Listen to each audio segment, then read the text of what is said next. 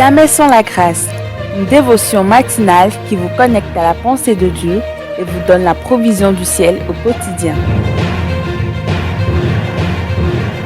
Bonjour chers amis, chers internautes, nouvelle journée, nouvelle provision, bienvenue dans cette troisième dévotion de cette semaine sur notre identité chrétienne et que Dieu vous bénisse Père.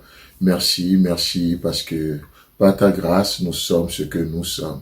Et aujourd'hui, nous prions que cette grâce ne soit pas vaine, mais que tu puisses nous amener à vivre dans ce que tu as fait de nous pour la gloire de ton nom Jésus. Amen. Alors, chers amis, chers internautes, nous continuons simplement notre voyage sur notre identité en Christ, mais notre identité dans ce monde également. Alors, dans l'évangile selon Jean, le chapitre 1, le verset 12, comme on est en train de le voir, la Bible déclare que elle, c'est-à-dire la parole de Dieu, à tous ceux qui l'ont reçue, cette parole leur donne le pouvoir de devenir enfants de Dieu.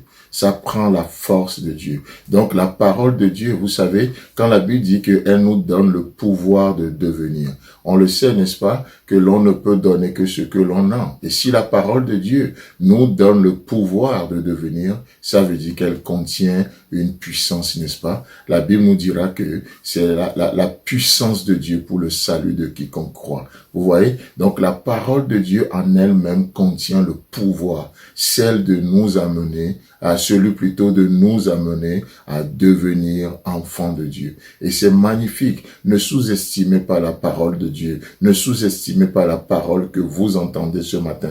Vous ne pouvez pas imaginer ce que Dieu peut faire lorsque vous acceptez sa parole avec douceur. Jacques nous dira que cette parole a le pouvoir de sauver nos âmes. Elle a le pouvoir. Dieu l'a dotée de pouvoir de salut aujourd'hui. C'est pour ça que peu importe la situation que vous traversez, vous vous exposez à la parole de Dieu, vous avez la délivrance, vous recevez la délivrance de la part de Dieu et recevez-la encore ce matin au nom puissant de Jésus-Christ. Amen. Voyez de quel amour le Père nous a témoigné pour que nous soyons appelés enfants de Dieu. Et nous le sommes. Vous savez, cette nouvelle identité que nous avons reçue en Christ, cette nouvelle identité que nous avons reçue par amour et par la parole de Dieu ne peut être expérimentée et ne peut être vécue que par la foi.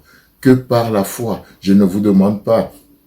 Dieu ne nous demande pas de raisonner. Est-ce que je suis vraiment devenu? Est-ce que Dieu a fait Non. Si tu donnes ta vie à Christ, si tu l'as reçu, la Bible dit que cette parole nous amène à une nouvelle naissance.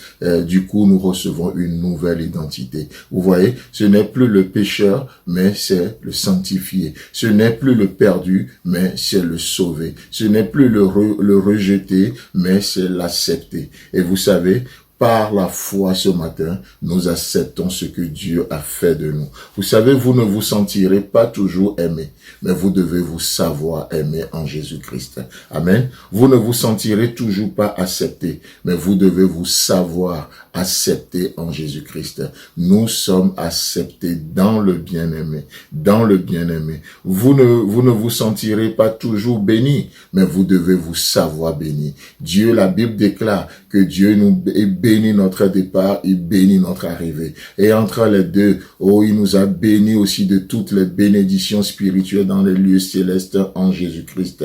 Dieu est un Dieu de bénédiction. C'est pas verse l'abondance. La Bible déclare que du riche qu'il était, parlant de Jésus-Christ, il s'est fait pauvre pour nous enrichir. Et la question ce matin, c'est de savoir en quoi il était riche. Il était riche en bonté et il nous a enrichis. Il était riche en amour. L'or et l'argent lui appartient. Il était riche dans tout le sens du terme. On va pas jusque prendre une partie, mais il nous a enrichis en lui. Vous ne pouvez pas toujours vous sentir béni, mais vous devez le savoir et vous devez le proclamer, vous devez le déclarer. Vous ne vous sentirez pas toujours une nouvelle créature, mais aujourd'hui vous êtes appelés à vous savoir une nouvelle créature. Parce que ma Bible déclare que si quelqu'un est en Christ, il est devenu une nouvelle créature. Les choses anciennes sont passées et toutes choses sont devenues nouvelles. Que par la foi et par la foi seule. Que par la foi et par la foi seule. Alors la question c'est qu'est-ce que la foi? Qu'est-ce que la foi alors? Est-ce que tu peux nous en dire plus? Parce que je veux vivre dans ce que Dieu a fait de moi. Qu'est-ce que la foi? Je veux savoir davantage pour m'approprier de ce que Dieu a fait de moi. Alors si telle est ta question, alors tu es le bienvenu dans la dévotion de demain. Rendez-vous est pris pour demain. Que Dieu vous bénisse et si Christ tarde à venir, on se retrouve demain. Si vous avez aimé cette émission, parlez-en à vos amis.